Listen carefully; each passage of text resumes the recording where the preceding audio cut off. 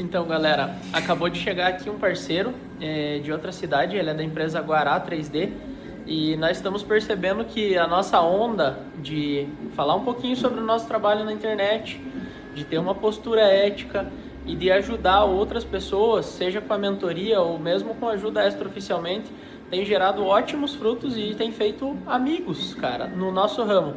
Então, eu tô indo ali buscar o nosso brother ali na frente, e eu já vou trazer ele aqui para dentro do escritório. Nós vamos trocar uma ideia aqui, uma resenha sobre impressão 3D, de quem empreende para quem empreende.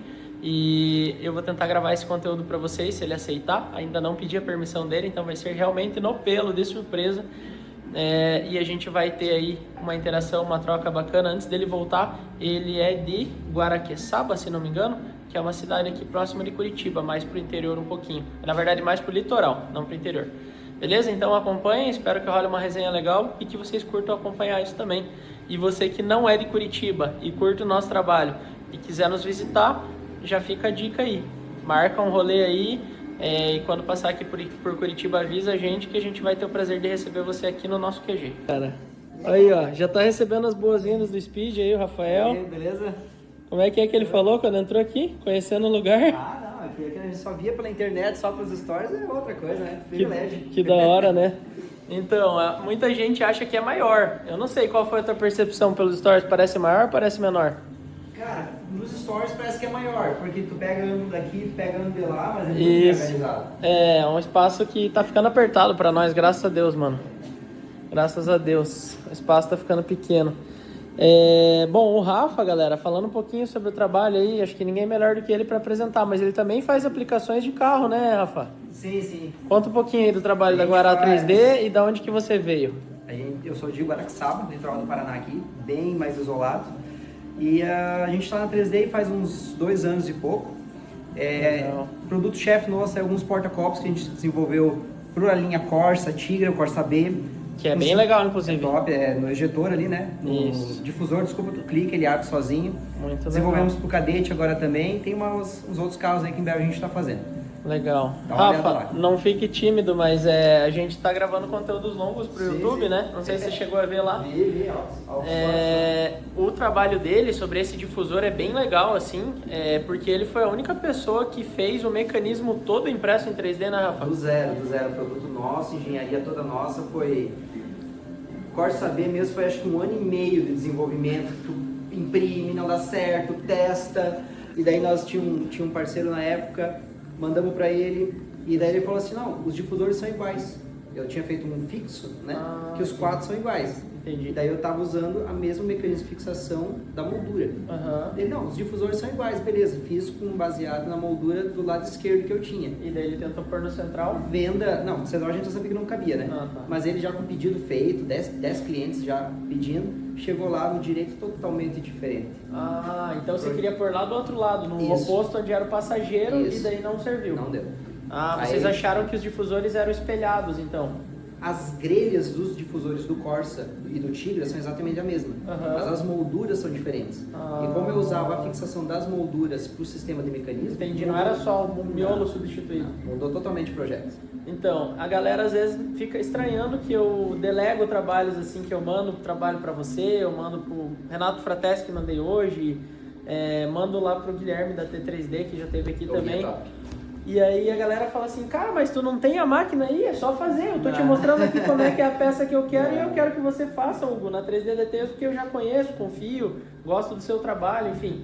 E eu falo, você falou, cara, uma coisa que é muito fato, é 1 ano e meio de projeto para chegar no resultado. E às vezes você ainda teve a surpresa no final disso de que lá do outro lado não servia, né?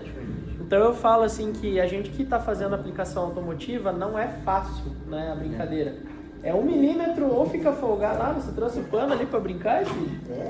Ele quer fazer cabo de guerra, não decorda, senão você não aguenta depois. Então, assim, 1 milímetro é a diferença entre ficar folgado ou não entrar, né? E às vezes isso implica em tentativa e erro, e gasto, e custo. Então, quando eu vejo que alguém já fez ou já está mais avançado que a gente aqui naquela determinada solução, eu falo, vai lá e faz sem medo, porque é o melhor cenário. Porque senão a gente vai começar a perder tempo do zero em uma coisa que você já caminhou, já avançou. Sim.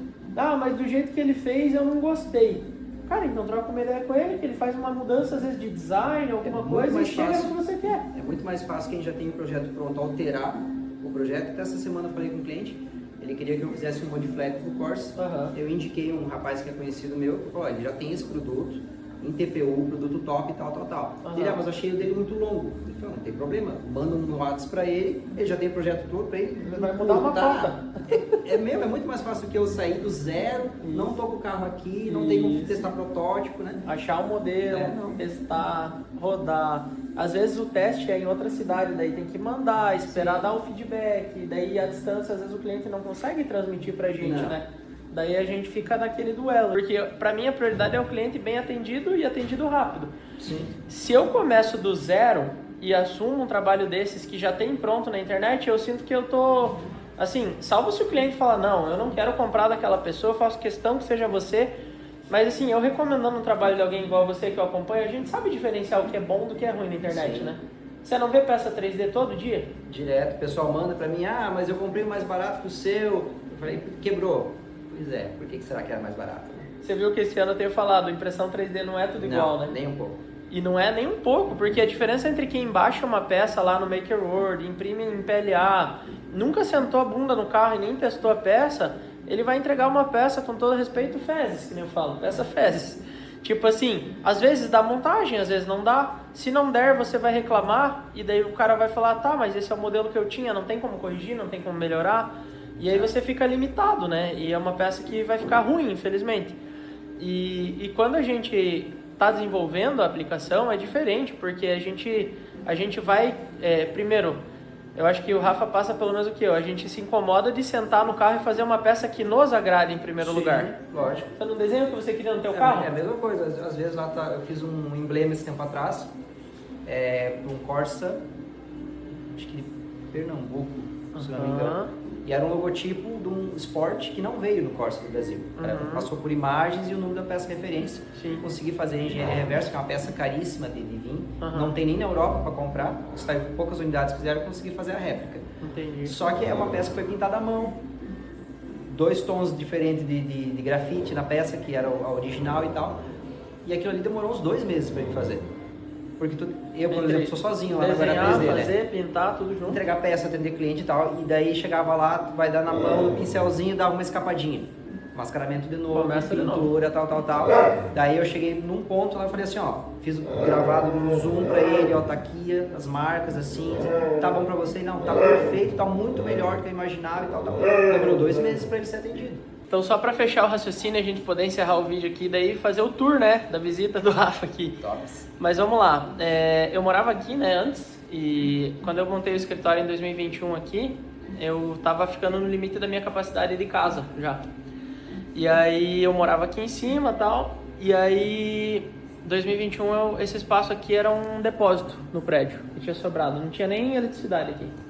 Então a gente acabou fazendo tudo que você vê aí, pouco a pouco, né? Uma etapa por vez. Eu não sei se você ainda está trabalhando dentro de casa, se você já chegou a sair, ou você tem um espaço separado lá ou não.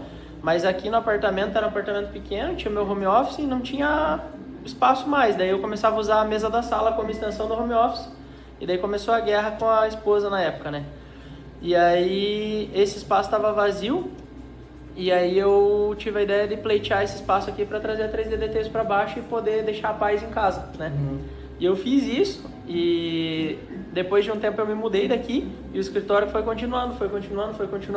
Só que agora que eu tenho gente que trabalha comigo, eles também não moram aqui, não é perto para eles, não é perto para mim também. O escritório restou aqui e ainda para piorar com o tempo foi ficando pequeno. A gente precisava ir para uns 100 metros quadrados mais ou menos. E acaba que eu não achei ainda esse imóvel, né? Tô procurando ele. Mas no novo espaço a ideia é ter um ambiente, não tudo em um ambiente só também, ter um ambiente separado, uma sala com as máquinas, uma sala tipo escritório, ter uma cozinha para poder comer, né, que hoje está tudo junto, tudo no mesmo ambiente, né, ter uma área daí de separação em dia, uma bancada de trabalho, eu quero ter uma cabininha de pintura talvez, para poder fazer algum trabalhinho ou outro.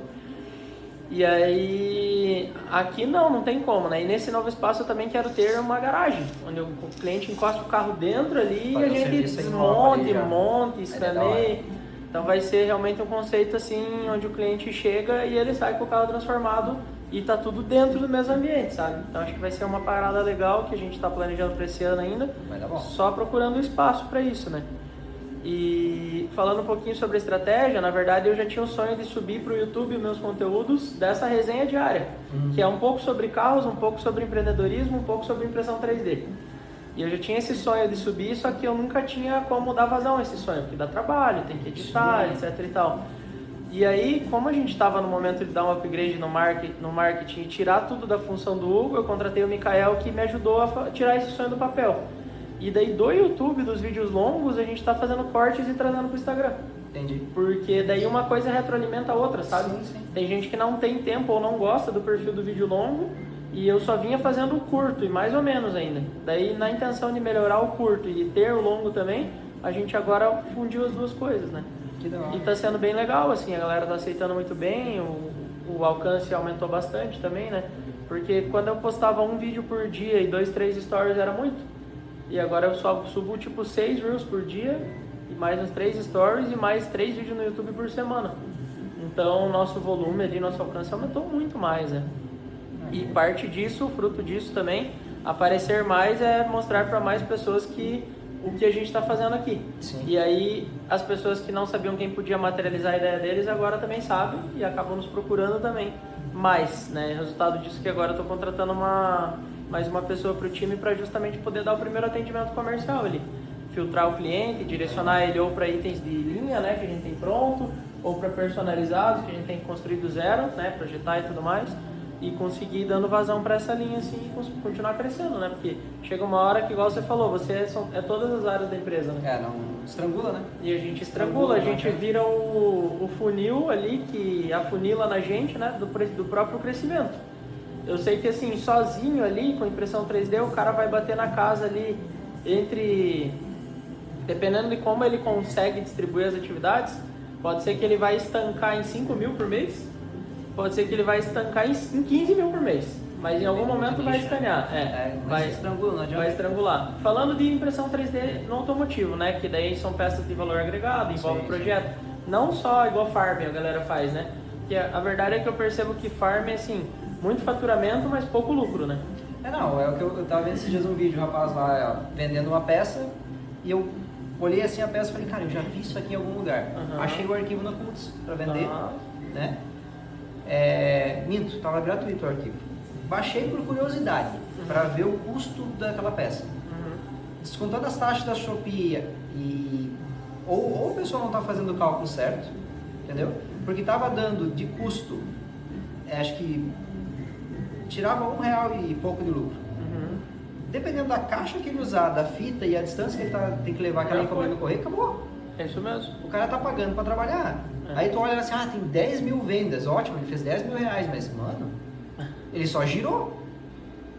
Eu tenho ajudado bastante gente nessa parte de precificação, assim, porque já tem gente falecendo, digamos assim. Sim.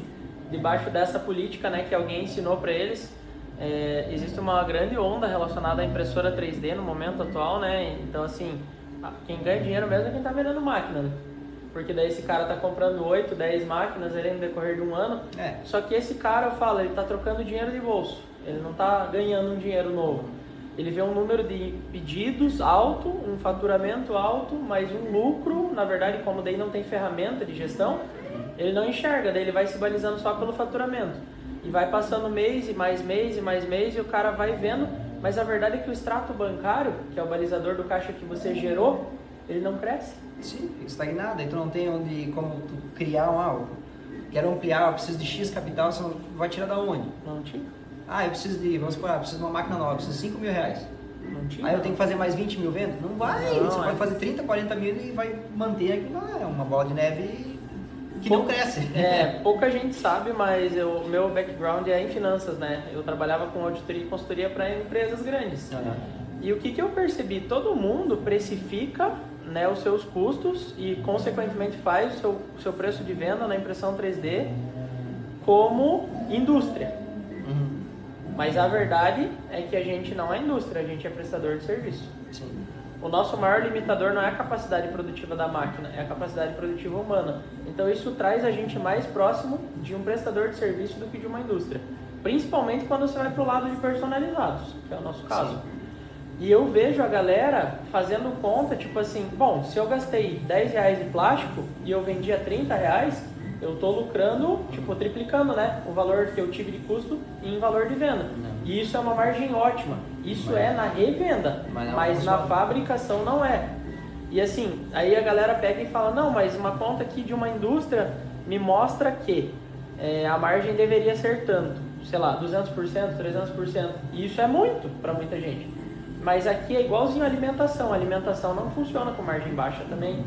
Você não tem como fazer um prato de comida para com o valor de venda dele você sobrar exatamente o mesmo valor que esse mesmo prato.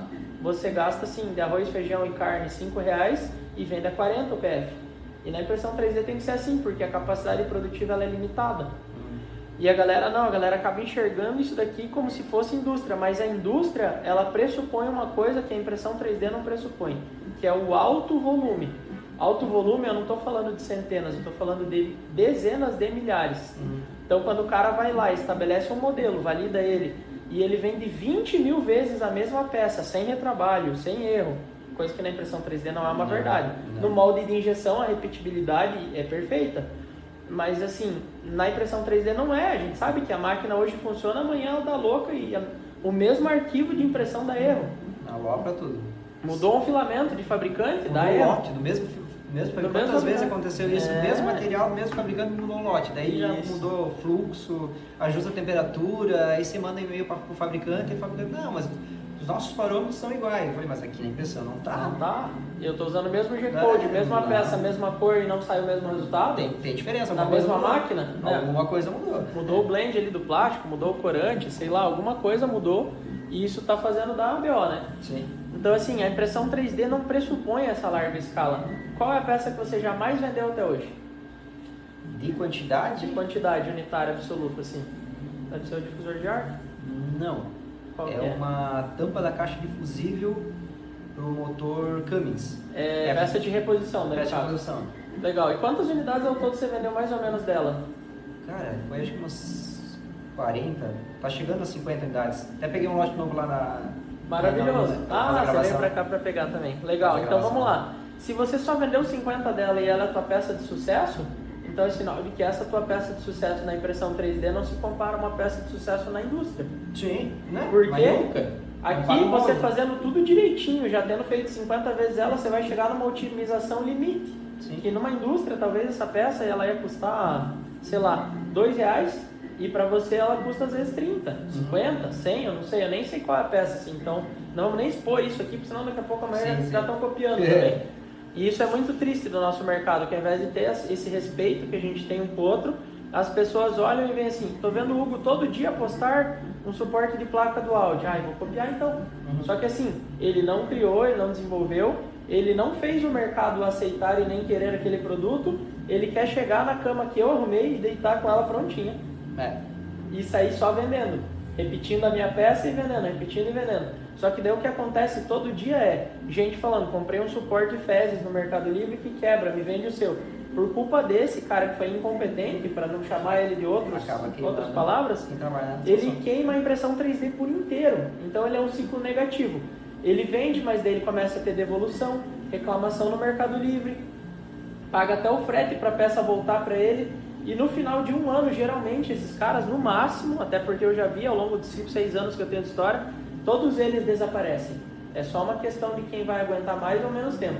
Mas todos eles desaparecem. Por quê? Margem baixa. Problema de qualidade. Fazer uma peça de um nicho que não domina. Mal testada, não foi desenvolvida, ela foi só mal copiada. Mal copiada e merece. No final, termina sempre do mesmo jeito. Reputação abalada, prejuízo para ele e deixando o cliente final cético em relação à impressão 3D. Todo dia eu escuto o cliente falando assim, então, mas dá para fazer a peça numa qualidade boa? Cara, sempre que eu escuto isso eu já sei o que aconteceu com você. O quê?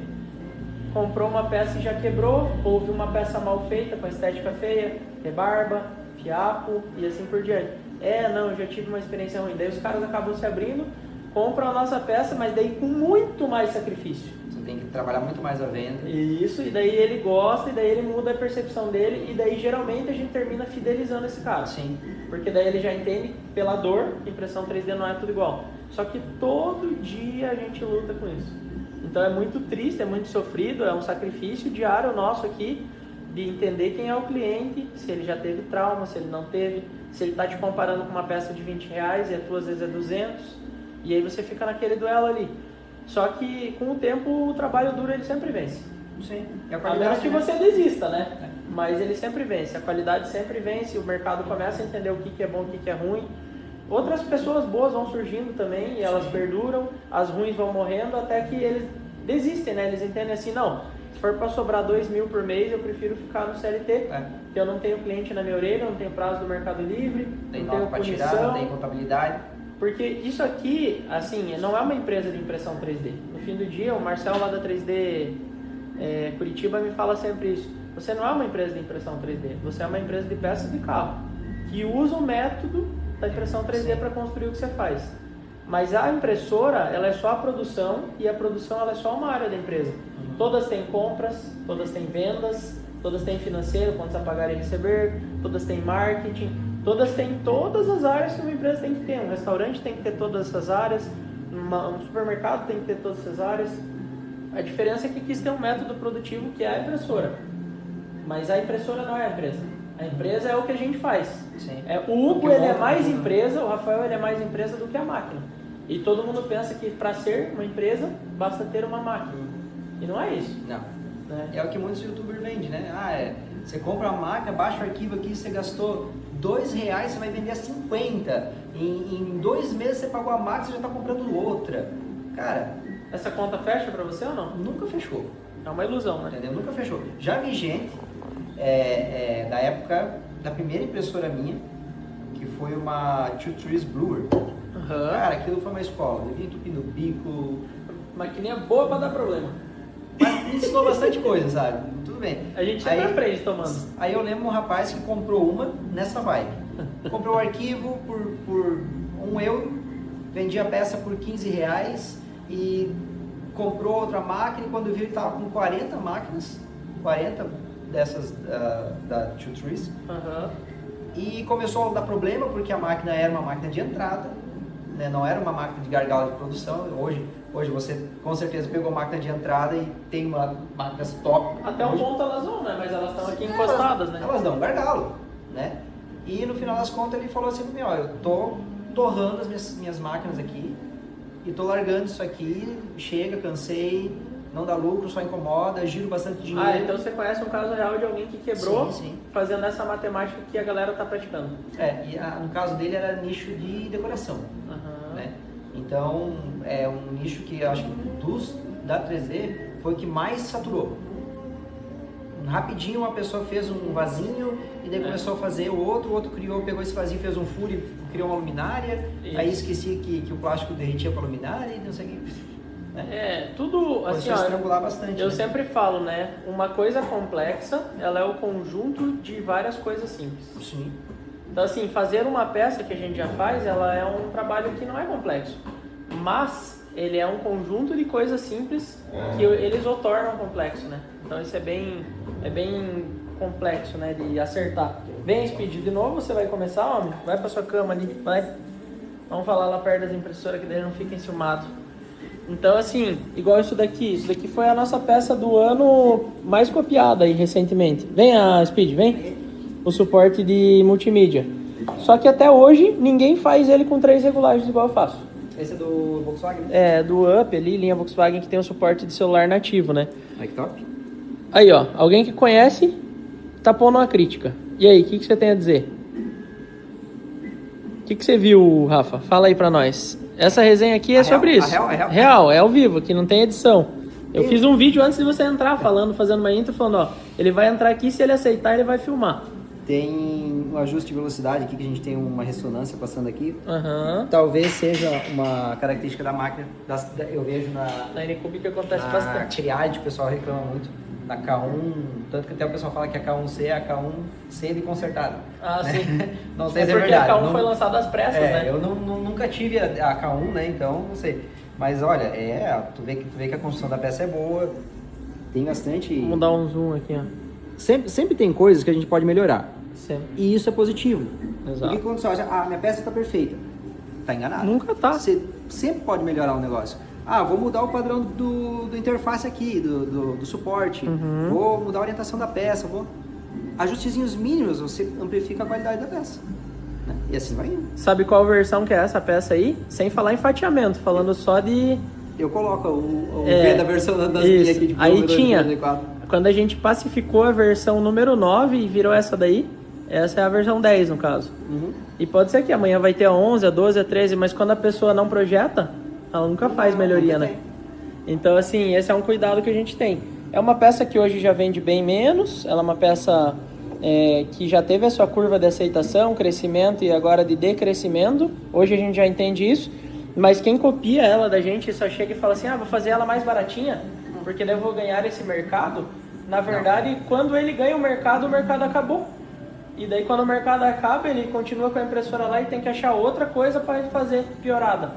E aí fica um negócio, um ciclo infinito, né? Do prejuízo, da falta de lucro, onde ele prejudica o mercado, onde ele atrapalha todo mundo, né? E aí você acaba se atrapalhando, querendo ou não. Até que ele se atrapalha. Até ele chegar no ponto que ele fala assim, pisei no tomate. Ele perdeu 2-3 anos da vida dele, que ele podia estar em outro tipo de negócio, podia estar escalando outros projetos na vida dele, que ele se amarrou à toa. Eu sempre brinco, a pizzaria mais barata lá de Guaraqueçaba, qual que é? Não sei se tem muitas ou poucas, só tem uma, né? Só tem uma. Ela é barata?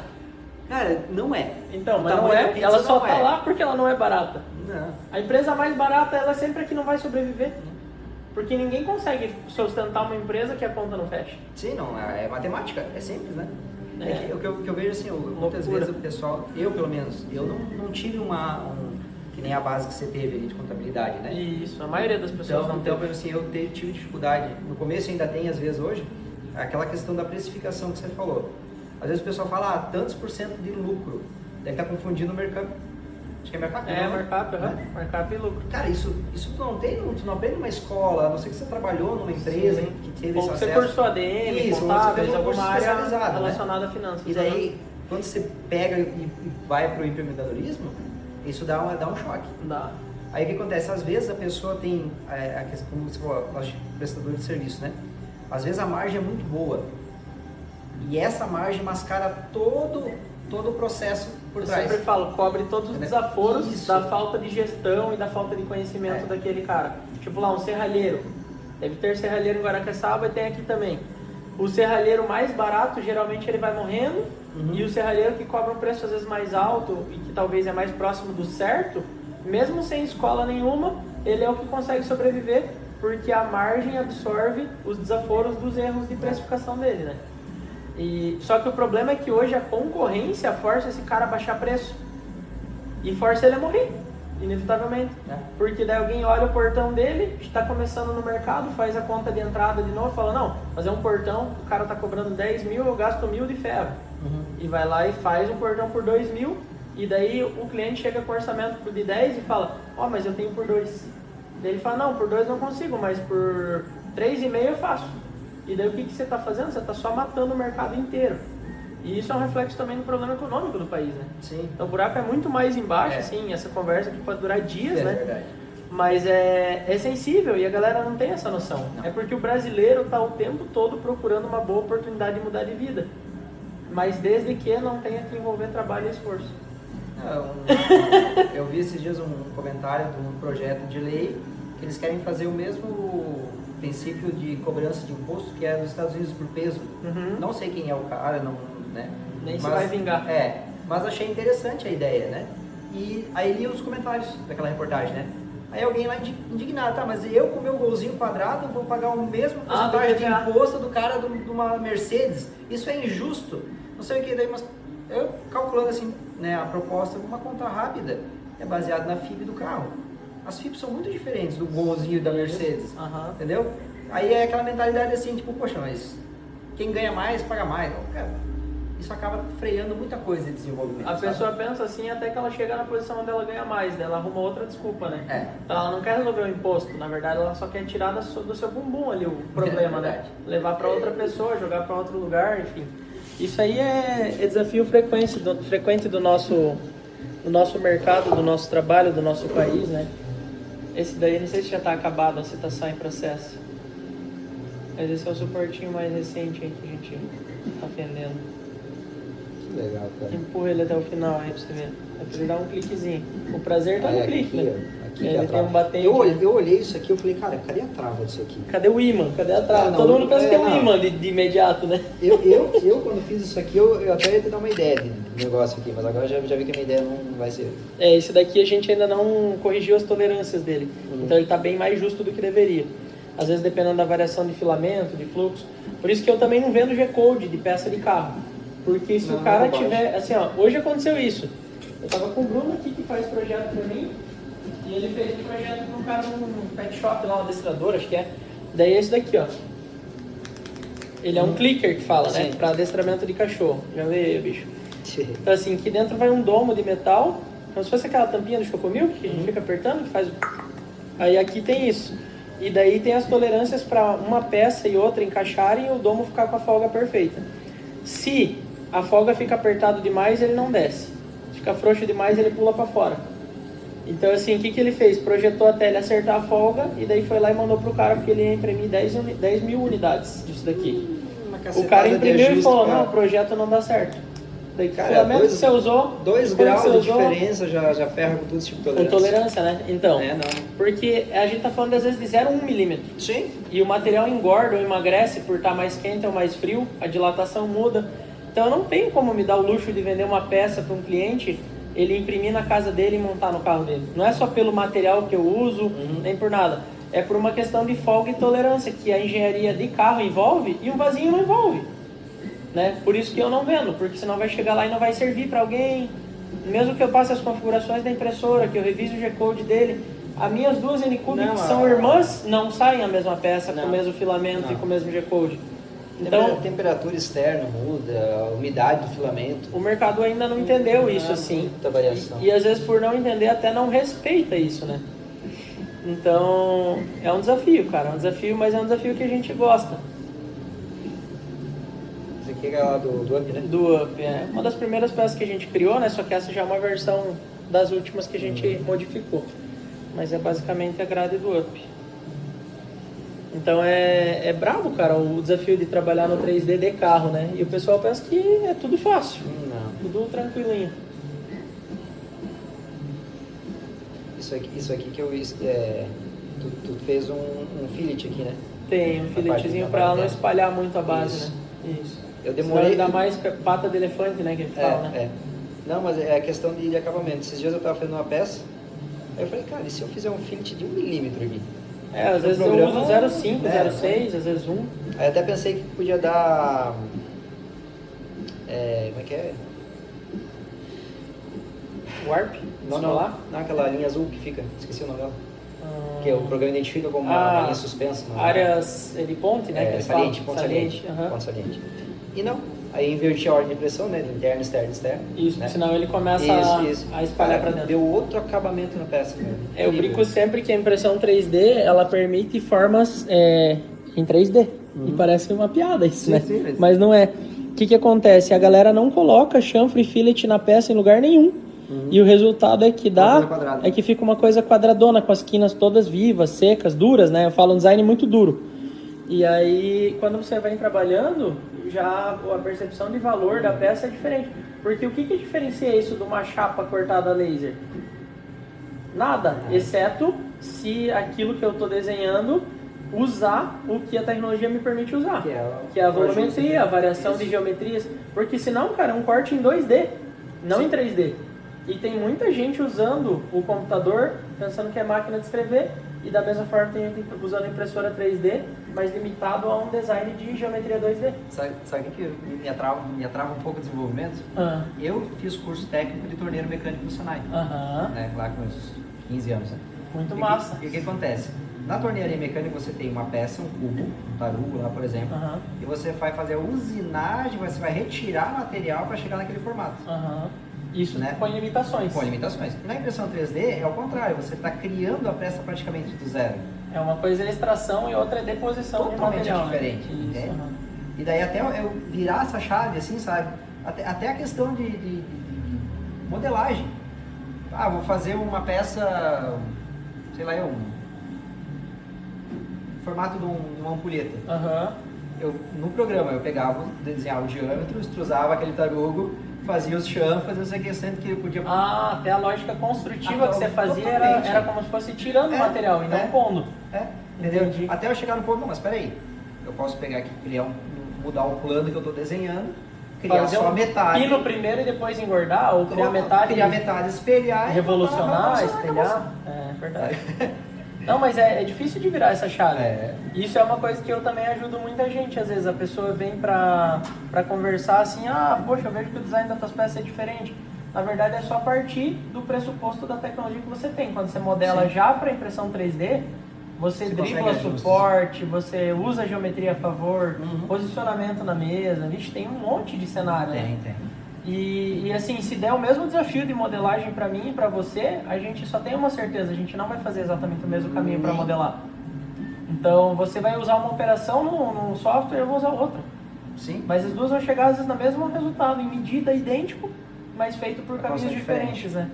E isso é da tecnologia, assim, a liberdade criativa também, né? Mas a gente sempre incentiva que a peça, ela explore curvas, raios, arredondamentos, que use a favor, assim, porque senão a gente está fazendo, assim, usando o computador como máquina de escrever, né? E isso é um pecado, né, tecnologicamente falando. Eu acho assim, uma vez o rapaz falou assim, a peça tem que ser, além de funcional, ela tem que ser bonita. Cuida muito do design. Logicamente, alguma coisa a gente tem que sacrificar, porque a limitação dela vai ser aplicada, não tem como, vai destoar do ambiente que ela tá e tal. Isso. Mas você, que nem você falou, pegar um difusor teu aqui no suporte da Pro, isso aqui, né? Aí você vê, ó, tu tem curvas aqui, ó, tu tem acabamento, tu tem um fillet aqui, tu tem todo um trabalho de arredondamento estético que aqui a pessoa aqui talvez não vai perceber. A gente que trabalha vê onde é que tá aqui a diferença. Percebe, né? Com certeza essas diferenças no programa ficariam muito mais salientes. Isso. Né? Mas na peça, só quem sabe. Mas no final, num todo, você pega assim, você olha assim, por que esse aqui tá mais bonitinha? Mais bonitinha. E a outra meio zoadinha. Por quê? Tipo igual essa daqui, ó. Ela é baratinha. Essa daqui é uma peça chatinha de desenhar e chegar nesse design. Sim. Mais orgânico, com as curvas mais, né, vestidas. Eu falo que é a TVzinha da NanoPro, né?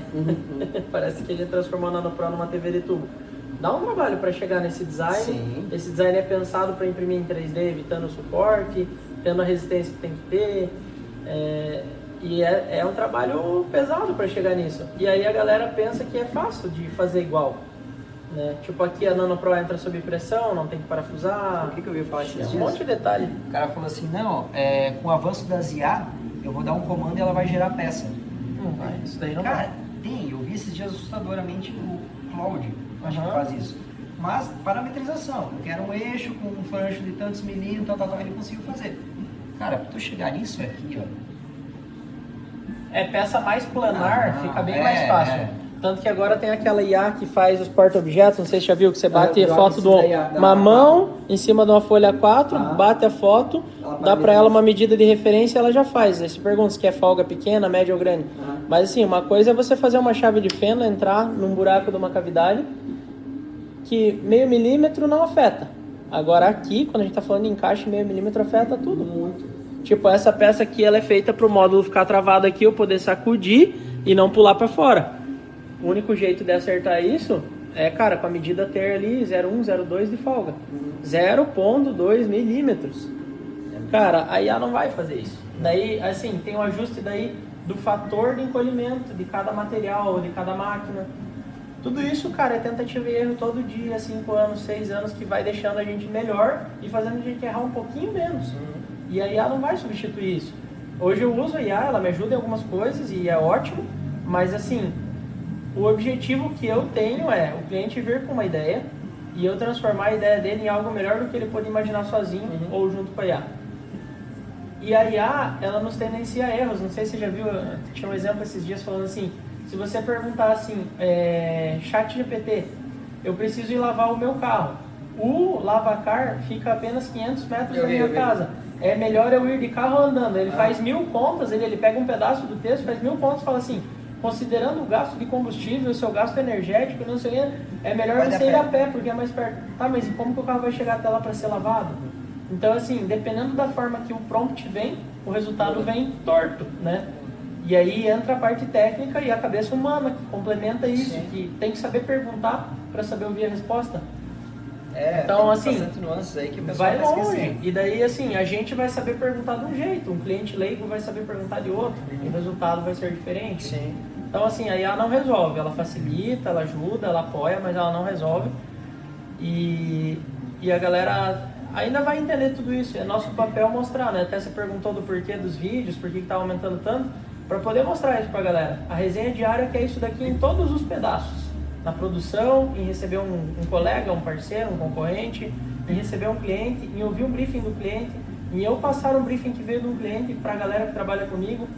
É todo um caminho para chegar numa peça de sucesso, né? E isso dá um trabalho e é um processo longo. E por isso tem um custo que às vezes é alto, ou parece alto, né? Só que existe uma deturpação no que é um custo alto ou baixo. Porque se você parar para pensar, qual a tua peça mais cara que você já fez? Ela não é do ramo automotivo. Quantos reais, mais ou menos? Não precisa nem falar o que é. Não, foi acho que uns beirando 3.000. 3.000, beleza. Agora eu te pergunto, essa peça mais cara que você já fez, o cliente que pagou ela pagou 3.000 por quê? Na época ele precisava de prazo. Tinha pressa. Ele tinha pressa. Tinha uma limitação de peso, que se fosse fazer ela em metal não daria para a aplicação que ela era, né? E ele precisava também da questão de... Como é que ele falou? Ele usou um termo agora, eu não lembro, mas era como se fosse assim, eu preciso testar se dá certo. Porque ele não tinha mas era um protótipo, de certa forma. Se ele gastasse para fazer ela com outro método construtivo, ia sair muito mais caro. Sabe aquela questão do designer, de anteriores? Ele quer uma coluna aqui. Às vezes ele não tem uma noção de estruturação. Se vai dar certo ou não. Que ele não pode botar aquela coluna ali. Ou tirar. Ou tirar, né? Entendeu? E daí fazia... não era isso que eu gostei, não ficou bom. Então tinha essa questão que o cliente que solicitou... ele estava usando para uma validação. Isso também. Então assim, se ficar bom, ótimo, se não ficar, a gente vai ter que fazer outra. E eu gastei pouco, digamos, né? Era mais ou menos isso. Porque talvez de outro jeito ia ficar muito mais caro. Isso. Não, nesse caso ali E era muito volume a peça? Era grande? Foi 13, 14 quilos. Era grande. Isso impresso em 3D? Impresso 3D. E eram vários elementos? Foi feito em duas Longer LK4. Daquela impressora grandinha, entendi. Não é. A Longer é uma concorrente da Ender. Uma das primeiras 32 bits que saiu ali. Sei. E era 25 centímetros, cada peça 20 centímetros, no final ela ficou com 2,70 metros. Era grandona. E daí você fez montado ou colada? Tudo desmontado, entendeu? Foi feito um acerto, né? Daí eu falei assim, não, eu vou, só imprime, valida os encaixes, que eu vou fazer a pré-cola ela. Acho que eu colei cada 3 peças, que ela fazia, né, um conjunto todo, cada 3 peças eu mandei as 3 peças coladas. Aí eu falei, fizemos teste, vídeo, eu colando a peça, marretando a peça em cima, feito no PETG, né? Eu falei assim, a gente tem essa resistência, a gente não tem a facilidade de tratamento para pintura como o ABS. Né? Que ele tinha um conhecimento um pouco da área do 3D, né? E eu falei, a gente vai ter a resistência. Aqui tu vai ter que trabalhar bastante na parte de PETG é horrível de lixar, né? Não lixa, né? Não tira material, parece. Até tira. Tipo nylon, sim. Até tira. Sabe o que eu descobri esses dias? Vendo um site na gringa, que os caras tinham uma lixadeira, aquela pneumática. Tipo aquela... Tipo a Rokit. Cara, recebi aqui uma visita do Rafa, da Guará 3D. Ele é de Guaraqueçaba, litoral aqui do Paraná. E ele já acompanhava a nossa página há pelo menos uns 2 anos. Ele também faz impressão 3D de carro. E eu não posso deixar de agradecer, foi uma troca de ideia muito bacana aqui. Adorei conhecer o Rafa, ele é sempre bem-vindo aqui nessa empresa. E mais ainda, cara, ele, olha o que ele fez, cara. Ele trouxe 2 minis aqui da Hot Wheels, uma Ferrari e um Fiat. Todo um significado pra gente isso aqui. Obrigado, Rafa, de coração, cara. Vai pra nossa coleção ali, com certeza. Espero que você tenha gostado do rolê, de estar aqui em Curitiba, de visitar a gente. E a porta tá sempre aberta pra você, meu irmão, tá bom? Tamo junto. Você que também curte carros, impressão 3D e a resenha, a conversa que a gente teve vai estar lá no YouTube. E vocês vão poder ver os bastidores da impressão 3D de dois nomes que estão aí no mercado há algum tempinho, fazendo soluções para quem ama carro, assim como você que segue a gente aqui. Valeu!